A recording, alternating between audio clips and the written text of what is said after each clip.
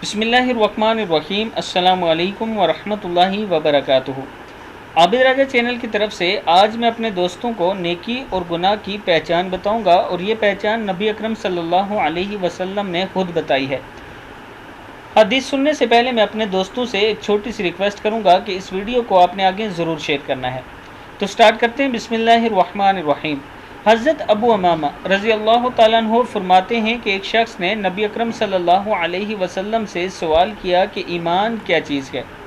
नबी अकरम सल्लल्लाहु अलैहि वसल्लम ने इरशाद फरमाया, जब तेरी नेकी तुझे खुश करे और तेरा गुनाह तुझे रंजीदा करे तो तू मोमिन है।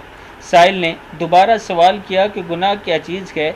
नबी अकरम सल्लल्लाहु अलैहि वसल्लम ने फरमाया, तेरे बातिन में कोई चीज़ खटके यानी दिल इसके करने से मुतमईन न हो तो इसको छोड़ दो।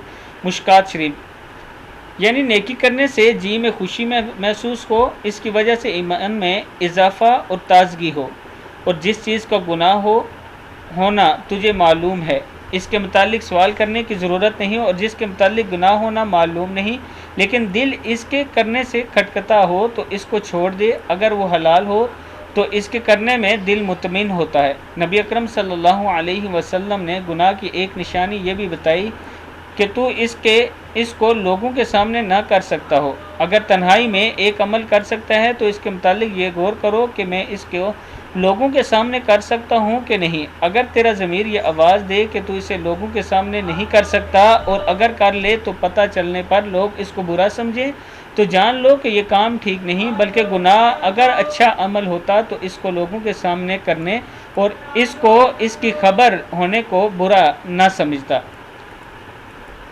मैंने अपने दोस्तों को मुश्कात शरीफ की हदीस सुनाई है। अब आप दोस्त खुद ही फैसला कर सकते हैं कि गुनाह कर रहे हैं या नेकी। इस वीडियो को आप दोस्तों ने आगे ज़रूर शेयर करना है।